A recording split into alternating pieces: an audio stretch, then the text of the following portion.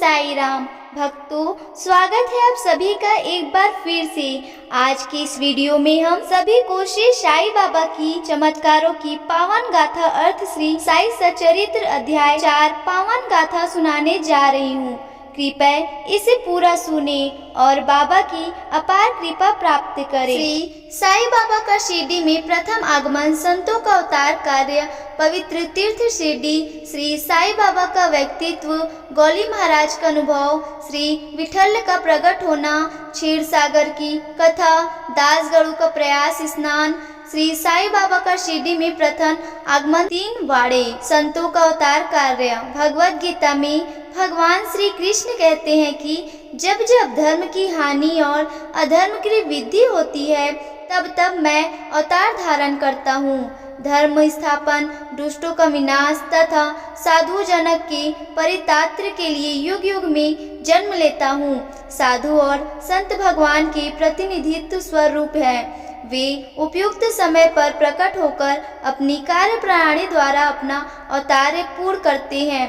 अर्थात जब ब्राह्मण, क्षत्रिय और वैश्य अपने कर्तव्यों से विमुख हो जाते हैं, जब धार्मिक उपदेशों की उपेक्षा होने लगती है, जब शुद्ध उच्च जातियों के अधिकार छीनने लगते हैं, जब धर्म के आचार्यों का अनादर तथा निंदा होने लगती है, जब लोग निश्चित भोज्य पदार्थों और मंदिरा आदि का सेवन करने लगते हैं, जब धर्म की आड़ में निंदित कार्य होने लगते हैं, जब भिन्न भिन्न धर्मावलंबी परस्पर लड़ने लगते हैं, जब धार्मिक उपदेशों की उपेक्षा होने लगती है, जब प्रत्येक व्यक्ति सोचने लगता है कि मुझसे श्रेष्ठ विद्वान दूसरा नहीं है, जब ब्राह्मण संधाती धर्म छोड़ देते हैं, मठक पुरुषों को धार्मिक कृत्यों में अरुचि उत्पन्न हो जाती है, जब योगी नदी कर्म छोड़ देते हैं और जब जन संधारण की ऐसी धारणा हो जाती है कि केवल धन, संतान और सर्वस्व हैं, तथा इस प्रकार जब लोग सत्य मार्ग से विचलित होकर अंधपतन की ओर अग्रसर होने लगते हैं, तब संत प्रकट होकर अपने उपदेशों एवं आचरणों के द्वारा धर्म की संस्थापना करते हैं। वे समुद्र के ज्योति स्तंभ की तरह हमारा उचित मार्गदर्शन करते तथा सत्य पथ पर चलने को प्रेरित करते हैं। इसी मार्ग पर अनेकों संत निर्वितनाथ, ज्ञानदेव, मुक्ताबाई, नामदेव, गोरा गोड़ाई, एकनाथ, तुकाराम, नरहरि, नरसिंह भाई, सजन कसाई, सात्यंता माली और रामदास तथा कई अन्य संत सत्य मार्ग का निर्देशन कराने के हेतु भिन्न भिन्न अवतारों पर प्रकट हुए और इन सब के पश्चात शिरडी में श्री साई बाबा का अवतार हुआ। पवित्र तीर्थ शिरडी अहमदनगर जिले में गोदावरी नदी के तट बड़े ही भाग्यशाली हैं, जिन पर अनेक संतों ने जन्म धारण किया और अनेकों ने वहां आश्चर्य पाया। ऐसे संतों में श्री ज्ञानेश्वर महाराज प्रमुख थे। शिरडी अहमदनगर जिले के राहता तालुका में है। गोदावरी नदी पार करने के पश्चात मार्ग सीधा शिरडी को जाता है। 8 मील चलने पर जब आप नीम गांव पहुंचेंगे तो यहां से शिरडी दृष्टिगोचर होने लगती है। कृष्णा नदी के तट पर अन्य तीर्थ स्थान गाड़गारापुर, नरसिंहवाड़ी और औदुंबर के समान ही शिरडी भी प्रसिद्ध तीर्थ है। जिस प्रकार दामाजी ने मंगलवेढ़ा को, समर्थ रामदास ने सज्जनगढ़ को, दंडावतार श्री नरसिंह सरस्वती ने बाड़ी को पवित्र किया है, उसी प्रकार श्री साईनाथ ने शिरडी में अवतरित होकर उसे पावन बनाया है। श्री साई बाबा का व्यक्तित्व। श्री साई बाबा के साधन्य से शिरडी का महत्व विशेष बढ़ गया। अब हम उनके चरित्र का अवलोकन करेंगे। उन्होंने इस भव सागर पर विजय प्राप्त कर ली थी, जिसे पार करना महान दुष्कर तथा कठिन है। शांति उनका आभूषण था तथा वे ज्ञान की साक्षात प्रतिमा थे। वैष्णव भक्त सदैव वहां आश्चर्य पाते थे। दानवीरों में वे राजा कड़ के समान दानी थे। वे समस्त सारों के सार रूप थे। हेतिक पदार्थों से उन्हें अरुचि थी। सदा आत्म स्वरूप में निगमन रहना ही उनके जीवन का मुख्य ध्येय था। नित्य वस्तुओं का आकर्षण उन्हें छू भी नहीं गया था। उनका हृदय शीशे के सदृश उज्जवल था। उनके श्रीमुख से सदैव अमृत वर्षा होती थी। अमीर और गरीब उनके लिए दोनों एक समान थे। मान अपमान की उन्हें कि चित्र मात्र भी चिंता न थी। ये निर्भय होकर संभाषण करते, भांति भांति के लोगों से मिलजुल कर रहते, नर्तकियों का अभिनय तथा नृत्य देखते और गजल वालियाँ भी सुनते थे। इतना सब करते हुए भी उनकी समाधि की चित्र मात्र भी भंग न होती थी। अल्लाह का नाम सदा उनके होठों पर था। जब दुनिया जागती तो वे सोते और जब दुनिया सोती तो वे जागते थे।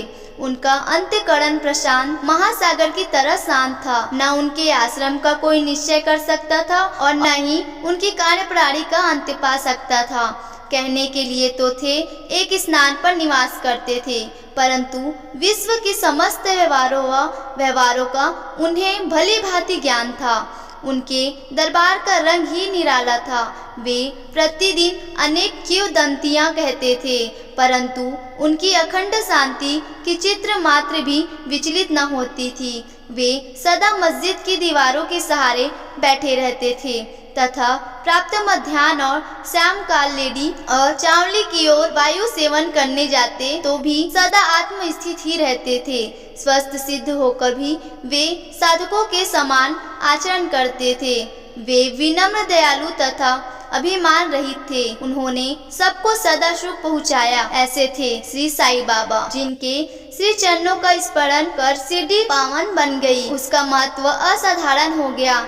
जिस प्रकार ज्ञानेश्वर ने आलांदी और एकनाथ ने पैठण का स्थान किया, वही गति श्री साईं बाबा द्वारा शिरडी को प्राप्त हुई। शिरडी के फूल, पत्ते, कंकड़ और पत्थर भी धन्य हैं, जिन्हें श्री साईं चरणाम्बुजों का चुंबक तथा उनकी चरण रज मस्तक पर धारण करने का सौभाग्य प्राप्त हुआ।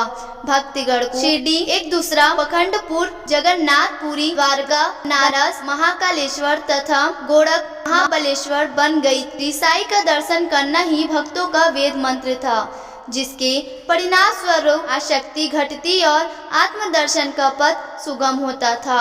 उनका श्री दर्शन ही योग साधन था और उनसे वार्तालाप करने से समस्त पाप नष्ट हो जाते थे। उनका पास सेवन करना ही त्रिवेणी स्नान के समान था तथा चरणामृत पान करने मात्र से ही समस्त इच्छाओं की तृप्ति होती थी। उनकी आज्ञा हमारे लिए वेद सदृश थी। प्रसाद तथा उदय ग्रहण करने से चित्र की शुद्धि होती थी। वे ही हमारे राम और कृष्ण थे, जिन्होंने हमें मुक्ति प्रदान की। वे ही हमारे परम ब्रह्मा थे। वे क्षंतों से परे रहते तथा कभी निराश व हताश नहीं होते थे। वे सदा आत्मस्थिर, चैत्य धन तथा आत्मन की मंगल मूर्ति थे। कहने को तो शिरडी उनका मुख्य केंद्र था, परंतु उनका कार्य क्षेत्र पंजाब, कलकत्ता, उत्तरी भारत, गुजरात, ढाका और पोखर तक विस्तृत था। श्री साईं बाबा की कीर्ति दिन प्रतिदिन चारों ओर फैलने लगी और जगह जगह से उनके दर्शनार्थ आकर भक्त लाभ उठाने लगे। केवल दर्शन से ही मनुष्यों, चाहे वे शुद्ध अथवा शुद्ध हृदय के हो, वे चित्त को परम शांति मिल जाती थी। उन्हें उसी आनंद का अनुभव होता था जैसा कि पंढरपुर में श्री विठल के दर्शन से होता है। यह कोई अतिशयोक्ति नहीं है। देखिए, एक भक्त ने यही अनुभव पाया है। पहला, सुखिया सब संसार है, खाए अरु सोए, दुखिया दास कबीर है, जागे अरु रोए। कबीर गोली बुआ लगभग 95 वर्ष के वयोवृद्ध भक्त, जिनका नाम गोली बुआ था, पंडरी के एक बार करी थे। वे 7 मास पंढरपुर तथा 4 मास गंगा तट पर निवास करते थे। सामान ढोने के लिए वे एक गधे को अपने पास रखते और एक शिष्य भी सदा उनके साथ रहता था। वे प्रतिवर्ष वारी लेकर पंढरपुर जाते और लौटते समय श्री साईं बाबा के दर्शनार्थ शिरडी आते थे। बाबा पर उनका अगाध प्रेम था। ये बाबा की ओर एक टक निहारते और कह उठते थे कि ये तो श्री साईं पंडरीनाथ श्री विठल के अवतार हैं, जो अनाथ नाथ, दीन दयालु और दीनों के नाथ हैं। गौली महाराज श्री विठोबा के परम भक्त थे। उन्होंने अनेक बार पंडरी की यात्रा की तथा प्रत्यक्ष अनुभव किया कि श्री साई बाबा सचमुच में ही पंडरीनाथ हैं। विठल स्वयं प्रकट हुए। श्री साई बाबा की ईश्वर चिंतन और भजन में विशेष अभिरुचि थी। वे सदैव अल्लाह मालिक पुकारते तथा भक्तों से कीर्तन सप्ताह करवाते थे, जिसे नाम सप्ताह भी कहते हैं। एक बार उन्होंने दासगणु को कीर्तन सप्ताह करने की आज्ञा दी। दासगणु ने बाबा से कहा कि आपकी आज्ञा मुझे शिरोधार्य है, परंतु इस बात का आश्वासन मिलना चाहिए कि सप्ताह के अंत में विठल अवश्य प्रकट होंगे। बाबा ने अपना हृदय स्पर्श करते हुए कहा कि विठल अवश्य प्रकट होंगे, परंतु साथ ही भक्तों में श्रद्धा व तीव्र उत्सुकता का होना भी अनिवार्य है। ठाकुरनाथ की डंकपुरी विठल की पंडरी रक्ष छोड़ की वादारका यही तो है। किसी को दूर जाने की आवश्यकता नहीं है। क्या विठल कहीं बाहर से आएंगे? वे तो यही विराजमान हैं। जब भक्तों में प्रेम और भक्ति का स्रोत प्रवाहित होगा तो विठल स्वयं ही यहाँ प्रकट हो जाएंगे। सप्ताह समाप्त होने के बाद विठल भगवान इस प्रकार प्रकट हुए। काका साहेब दीक्षित सदैव की भांति स्नान करने के पश्चात जब ध्यान करने को बैठे तो उन्हें विठल के दर्शन हुए। दोपहर के समय जब है बाबा के दर्शनार्थ पहुंचे तो बाबा ने उनसे पूछा, क्यों विठल पाटिल आए थे ना, क्या तुम्हें उनके दर्शन हुए? वे बहुत चंचल हैं, उनको दिशता से पकड़ लो। यदि थोड़ी भी असावधानी की हो तो बचकर निकल जाएंगे। यह प्राप्त काल की घटना थी और दोपहर के समय उन्हें पूर्ण दर्शन हुए। इसी दिन एक चित्र बेचने वाला विठोबा के 25 से 30 चित्र लेकर वहां बेचने को आया। यह चित्र ठीक वैसा ही था जैसे कि काका साहेब दीक्षित को ध्यान में दर्शन हुए थे। चित्र देखकर और बाबा के शब्दों का स्मरण कर काका साहेब को बड़ा विषण्ण और प्रसन्नता हुई।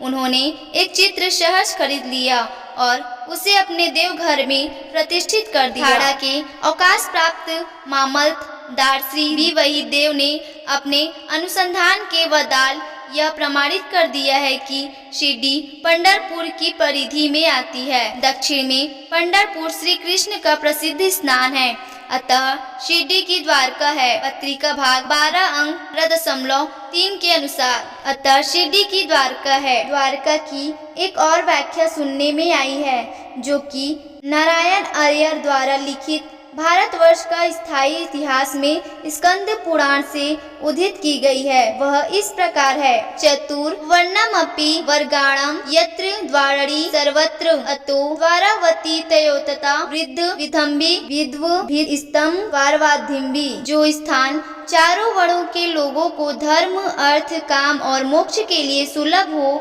दार्शनिक लोग उसे द्वारका के नाम से पुकारते हैं। शिरडी में बाबा की मस्जिद केवल चारों वर्णों के लिए ही नहीं, अपितु दलित, अस्पृश्य और भागोजी, सिंधिया जैसी कोड़ी आदि सबके लिए खुली थी। अतः शिरडी को द्वारका कहना श्री सर्वथा उचित है। भगवत राव क्षीरसागर की कथा। श्री विठल पूजन में बाबा को कितनी रुचि थी, यह भगवत राव श्री क्षीरसागर की कथा से स्पष्ट है। भगवत राव के पिता विठोबा के परम भक्त थे, जो प्रति वर्ष पंढरपुर को चारी लेकर जाते थे। उनके घर में एक विठोबा की मूर्ति थी, जिसकी ये नित्य प्रति पूजा करते थे। उनकी मृत्यु के पश्चात उनके पुत्र भगवंत राव ने वारी पूजन, श्राद्ध इत्यादि समस्त कर्म करना छोड़ दिया। जब भगवंत राव शिरडी आए तो बाबा उन्हें देखते ही कहने लगे कि इनके पिता मेरे परम मित्र थे, इसी कारण मैंने इन्हें यहाँ बुलाया है। इन्होंने कभी नैवेद्य अर्पण नहीं किया तथा मुझे और विठोबा को भूखा मारा है, इसलिए मैंने इन्हें यहाँ आने को प्रेरित किया है। अब मैं इन्हें हठ पूर्वक पूजा में लगा दूंगा। हिंदुओं की ऐसी भावना है कि वहाँ स्नानादि करने से समस्त पाप नष्ट हो जाते हैं। इसी कारण प्रत्येक पर्व पर सहस्त्रों भक्तगण वहां जाते हैं और स्नान का लाभ उठाते हैं। एक बार दासगणु ने भी वहां जाकर स्नान करने का निश्चय किया। इस विचार से वे बाबा से आज्ञा लेने उनके पास गए। बाबा ने कहा कि इतनी दूर व्यर्थ भटकने की क्या आवश्यकता है, अपना प्रयोग तो यही है, मुझे पर विश्वास करो। आश्चर्य, महान आश्चर्य। जैसे ही दास गड़ू बाबा के चरणों पर नत हुए तो बाबा के श्री चरणों से गंगा यमुना की धारा वेग से प्रभावित होने लगी। यह चमत्कार देखकर दास गड़ू का प्रेम और भक्ति उमड़ पड़ी। आंखों से आंसुओं की धारा बहने लगी। उन्हें कुछ अंत स्फूर्ति हुई और उनके मुख से श्री साईं बाबा की स्तोत्रध्वनि स्वस्थ प्रभावित होने लगी। श्री साईं बाबा का शिरडी में प्रथम आगमन। श्री साईं बाबा के माता पिता, उनके जन्म और जन्म स्थान का किसी को भी ज्ञात नहीं है। इस संबंध में बहुत छानबीन की गई। बाबा से तथा अन्य लोगों से भी इस विषय में पूछताछ की गई, परंतु कोई संतोषप्रद उत्तर अथवा सूत्र हाथ न लग सका। अर्थात में हम लोग इस विषय में सर्वथा अनभिज्ञ हैं। नामदेव और कबीरदास जी का जन्म अन्य लोगों की भांति नहीं हुआ था। वे बाल रूप में प्रकृति के गोद में पाए गए थे। नामदेव भीमरथी नदी के तीर पर गुनई को और कबीर भागीरथी नदी के तीर पर कमाल को पड़े हुए मिले थे। और ऐसा ही श्री साईं बाबा के संबंध में भी था। वे शिरडी में नीम वृक्ष के तले 16 वर्ष की तरुणावस्था में स्वयं भक्तों के कल्याणार्थ प्रकट हुए थे। उस समय भी वे पूर्ण ब्रह्मज्ञानी प्रतीत होते थे। स्वप्न में भी उनको किसी लौकिक पदार्थ की इच्छा नहीं थी। उन्होंने माया को ठुकरा दिया था और मुक्ति उनके चरणों में लौटती थी। शिरडी ग्राम की एक वृद्ध स्त्री नाना चौबदार की माँ ने उनका इस प्रकार वर्णन किया है। एक तरुण स्वस्थ फुर्तीला तथा अति रूपवान बालक सर्वप्रथम नीम वृक्ष के नीचे समाधि में लीन दिखाई पड़ा। सर्दी व गर्मी की उन्हें कि चित्र मात्र भी चिंता न थी। उन्हें इतनी अल्प आयु में इस प्रकार कठिन तपस्या करते देखकर लोगों को महान आश्चर्य हुआ। दिन में वे किसी से भेंट नहीं करते थे और रात्रि में निर्भय होकर एकांत में घूमते थे। लोग आश्चर्यचकित होकर पूछते फिरते थे कि इस युवक का कहीं से आगमन हुआ है। उनकी बनावट तथा आकृति इतनी सुंदर थी कि एक बार देखने मात्र से ही लोग आकर्षित हो जाते थे। वे सदा नीम वृक्ष के नीचे बैठते रहते थे और किसी के द्वार पर न जाते थे। यद्यपि वे देखने में युवक प्रतीत होते थे, परंतु उनका आचरण महात्माताओं के सदृश था। वे त्याग और वैराग्य की साक्षात प्रतिमा थे। एक बार एक आश्चर्यजनक घटना हुई। एक भक्त को भगवान खंडोबा का संचार हुआ। लोगों ने शंका निर्वात्र उनसे प्रश्न किया कि हे देव, कृपया बतलाइए कि ये किस भाग्यशाली पिता की संतान है और इनका कहाँ से आगमन हुआ है। भगवान खंडोबा ने एक कुदाली मंगवाई और एक निर्दिष्ट स्थान पर खोदने का संकेत किया। जब वह स्नान पूर्ण रूप से खोदा गया तो वहां एक पत्थर के नीचे ईंट पाई गई। पत्थर को हटाते ही एक द्वार दिखा जहां 4 दीप जल रहे थे। उन दरवाजों का मार्ग एक गुफा में जाता था जहां गौमुखी आकर की इमारत, लकड़ी के तख्ते, मालाएं आदि दिखाई पड़ी।